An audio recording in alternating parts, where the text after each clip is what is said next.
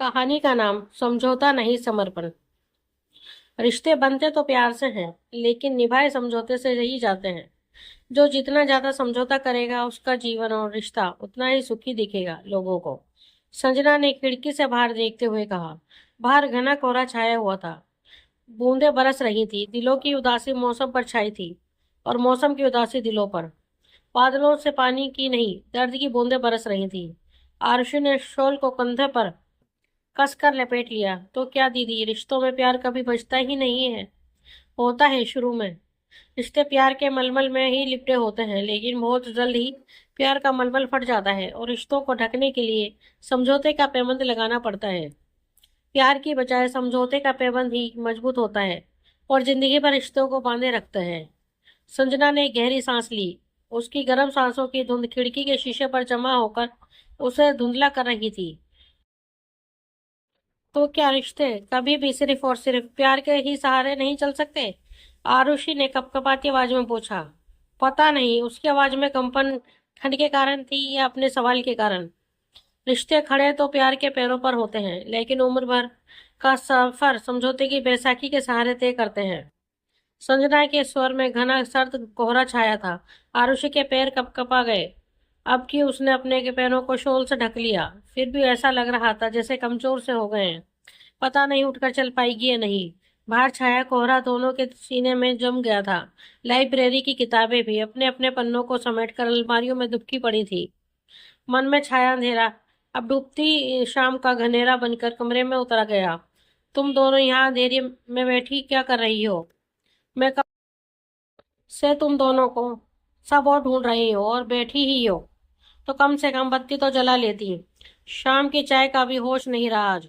अम्मा ने आकर लाइब्रेरी की बत्ती जलाकर थोड़े रोष भरे स्वर में कहा। फिर संजना की ओर संदेह भरी दृष्टि से देखा। संजना उनकी नजर में छिपे अर्थ को समझ कर मन ही मन चिढ़ गई। अचानक अम्मा के आने से आरुषि शर्मिंदा होकर हड़बड़ा गई।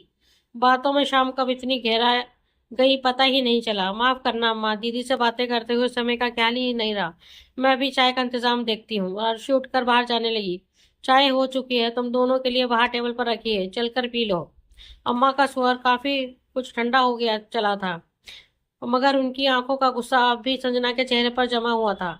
आजकल वह देख रही थी आरुषि कुछ परेशान और उदास सी लगती है। अमित से भी कुछ खिंची खिंची सी रहती है। नई नई शादी है, एक दूसरे को समझने में, सामंजस्य बिठाने में थोड़ा समय तो लगता है। यही सोचकर उन्होंने आरुषि से कभी कुछ पूछा ही नहीं। यूं भी किसी के निजी जीवन में दखल देना उनके स्वभाव में नहीं था, लेकिन आप देख रही हैं, संजना जब से आई है आरुषि के चेहरे की उदासी दिनों दिन गहराती जा रही है। जब भी संजना आती है आरुषि के चेहरे पर उदासी की चादर खिंच जाती है। 6 महीने ही तो हुए हैं आरुषि को अमित से बहू बनाकर घर ले आई है, और अमित की शादी के साल भर पहले बेटी संजना की शादी हुई है। जितना होनहार और समझदार दामाद मिला है, उतनी ही प्यारी बहू भी मिली है।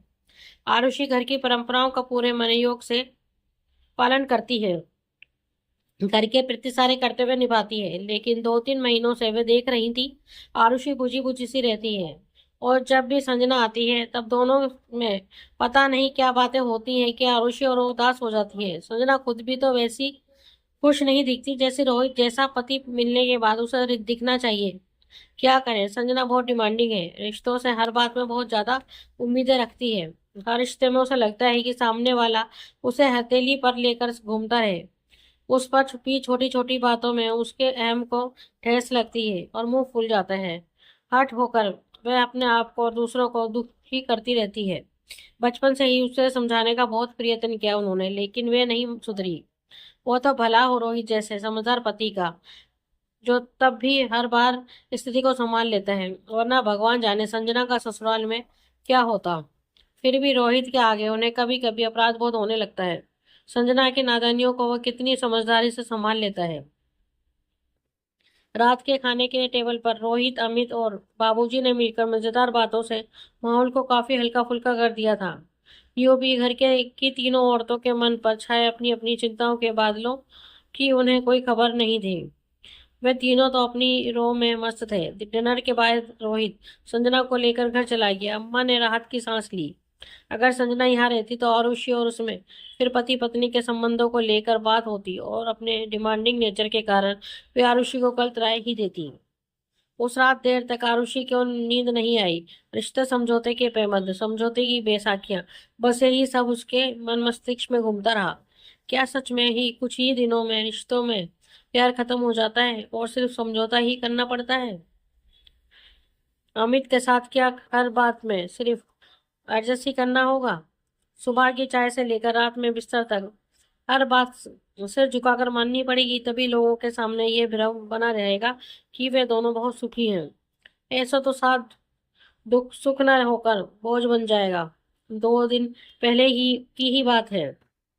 एक जगह शादी में जाना था। आरुषि ने अपनी मनपसंद साड़ी और गहने निकाल कर रखे थे दोपहर से ही, लेकिन ऑफिस से आते ही अमित ने उसकी पसंद की बजाय अपनी पसंद की साड़ी दी उसे पहनने को।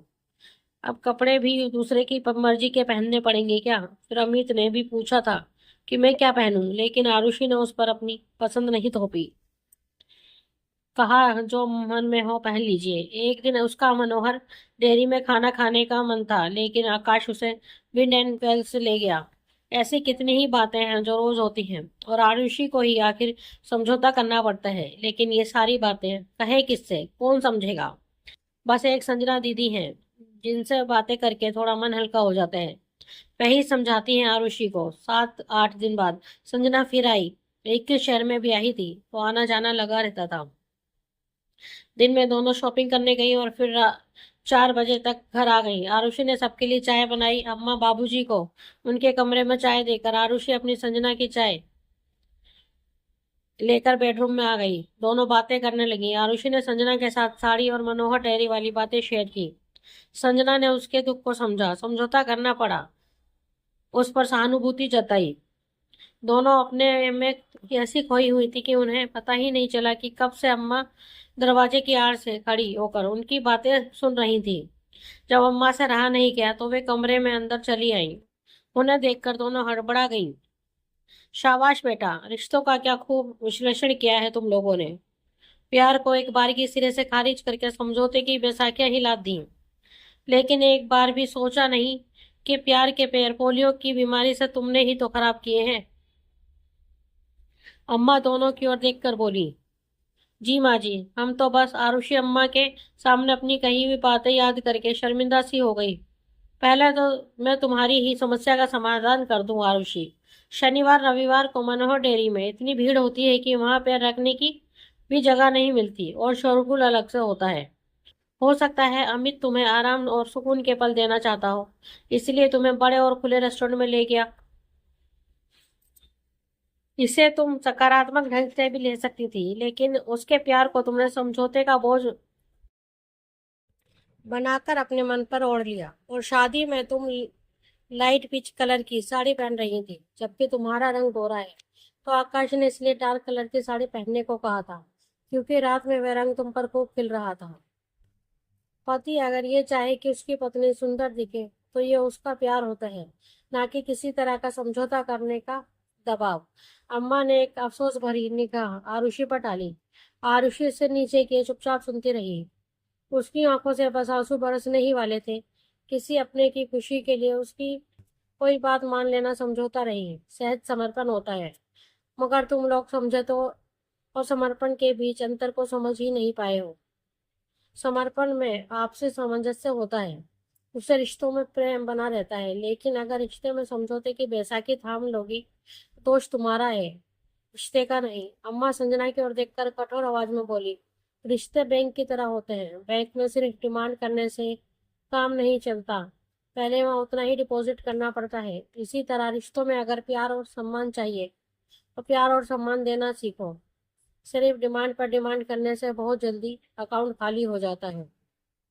अम्मा ने एक बार फिर संजना पर कटाक्ष किया। संजना गर्दन झुकाए चुपचाप सुन रही थी और आरुषि की आंखों से लगातार आंसू बह रहे थे।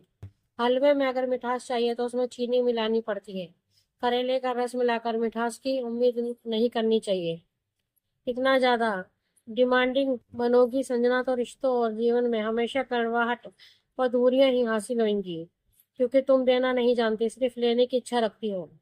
अम्मा एक गहरी सांस भरकर बोली, समझौते का चेहरा अपने दिमाग से निकालकर समर्पण के रेशमी धागों में बंधकर प्रेम को सहजना सीखोगी तो दाम्पत्य का सफर उम्र भर प्यार से चलता रहेगा, कहकर अम्मा कमरे से बाहर चली गई।